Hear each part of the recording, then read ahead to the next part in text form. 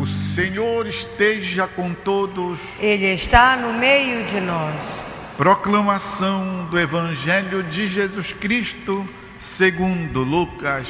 Glória a vós, Senhor.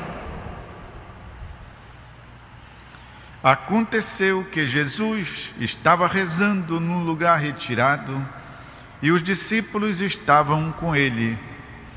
Então Jesus perguntou-lhes: quem diz o povo que eu sou? Eles responderam: uns dizem que és João Batista, outros dizem que és Elias, outros acham ainda que és algum dos antigos profetas que ressuscitou. Mas Jesus perguntou: e vós, quem dizeis que eu sou? Pedro respondeu: és o Cristo de Deus. Mas Jesus proibiu-lhes severamente que contassem isso a alguém. E acrescentou: o Filho do Homem deve sofrer muito, ser rejeitado pelos anciãos, pelos sumos sacerdotes e doutores da lei, deve ser morto e ressuscitar no terceiro dia. É palavra da salvação. Glória a vós, Senhor. Aleluia, aleluia, aleluia, aleluia. Meus irmãos e irmãs, estamos vivendo o mês de setembro, em que a Igreja no Brasil dedica uma particular atenção à Palavra de Deus, para que nos familiarizemos mais com a leitura, com a escuta, com o manuseio, para que tiremos maior proveito do contato com a Palavra de Deus. Ao longo do dia e ao longo da vida, ouvimos tantas palavras que vêm daqui e dali, que vêm das músicas, dos rádios, da televisão, que vêm dos jornais, que vêm das comadres, dos compadres. E muitas vezes esta palavra que nos vem do mundo não salva, não é palavra de vida.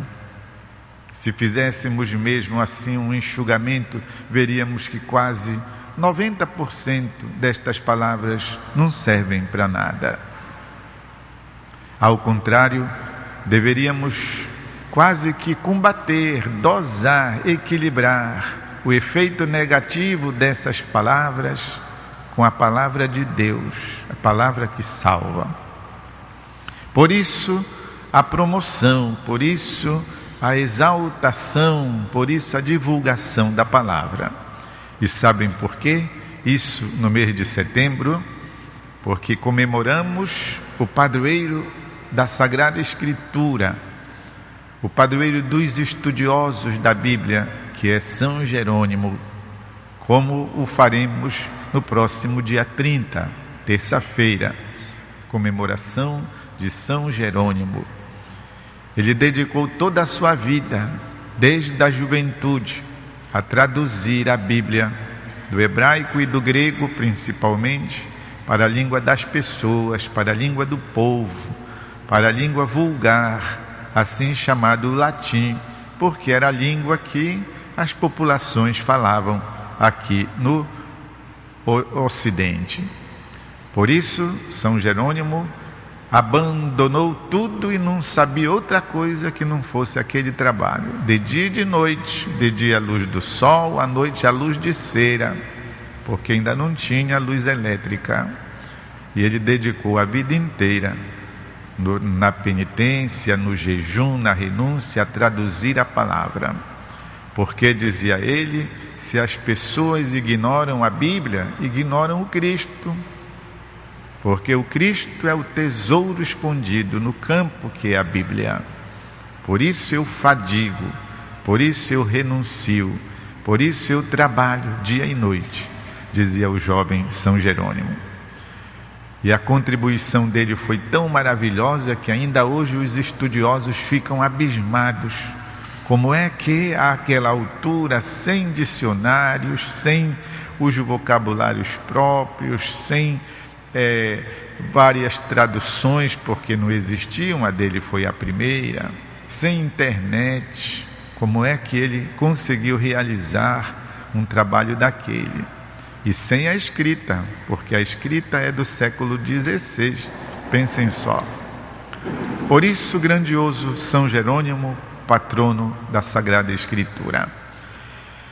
E nós queremos meditar sobre o significado do trecho de hoje, essa pergunta que Jesus faz sobre o que as pessoas dizem que ele é. São várias respostas, até famosas. Dizem que você é João Batista ressuscitado, é Elias, aquele homem de fogo. Mas Jesus não se contenta com estas respostas elogiosas. Pergunta aos seus discípulos: e para vocês, para vós, quem eu sou?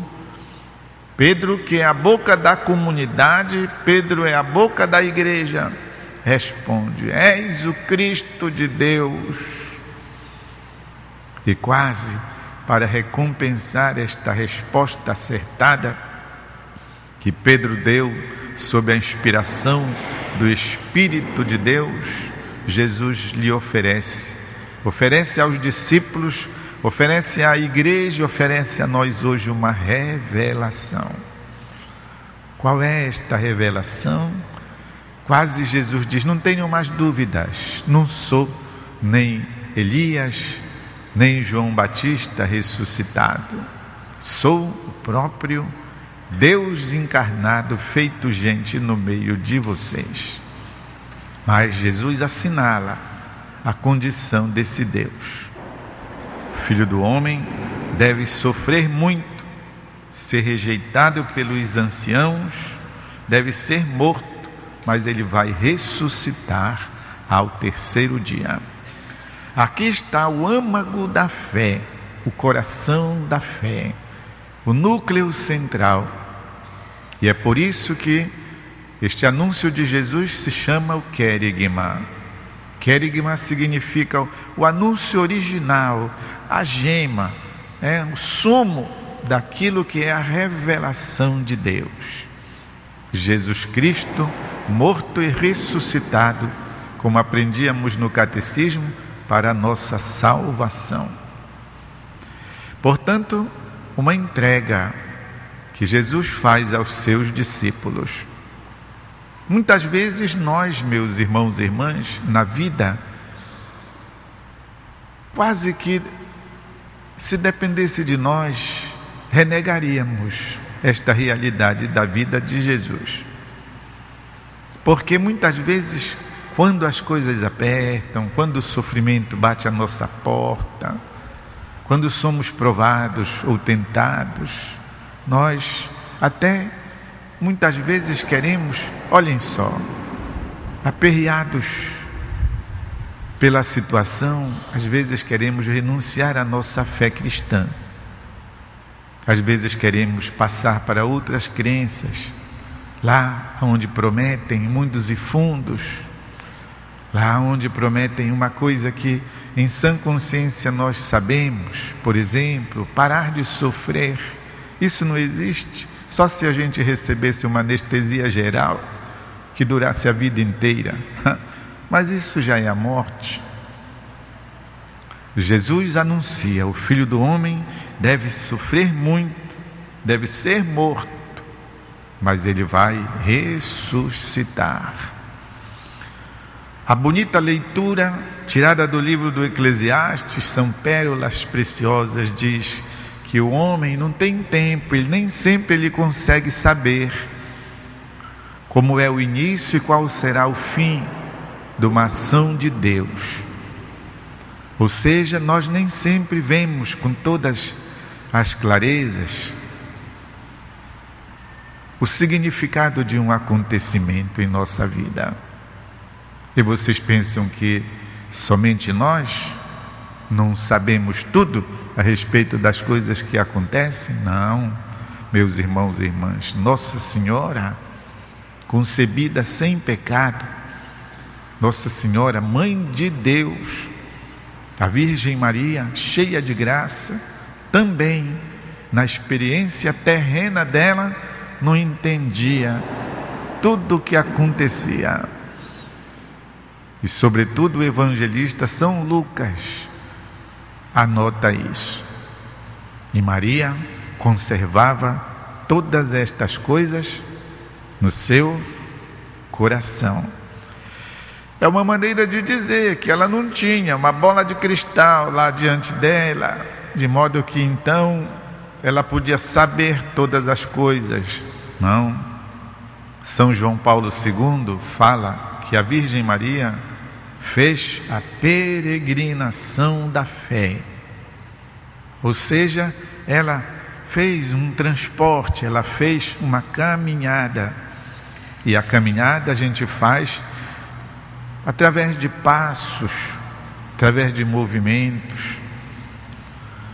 Não se faz uma caminhada só com uma pernada. Não.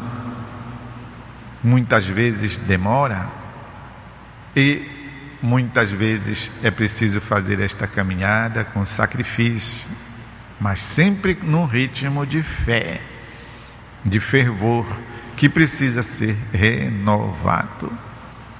Meus irmãos e irmãs, eu passaria aqui o dia inteiro comentando com vocês a beleza e a profundidade, o significado da palavra de Deus. Não é possível. Mas o Espírito Santo vai completar no coração de cada um, na consciência de cada um, aquilo que eu não estou sabendo e pelo tempo não poderei dizer-vos. Mas uma coisa é certa: o sofrimento não tem uma finalidade em si. E como nós aprendemos de uma frase bonita e sábia, o melhor que Deus tem para você ainda está por vir. É isso. Mas nós queremos hoje permanecer firmes na fé em Jesus, que padeceu, morreu, mas ressuscitou. Está vivo na sua igreja e vivo em nossos corações.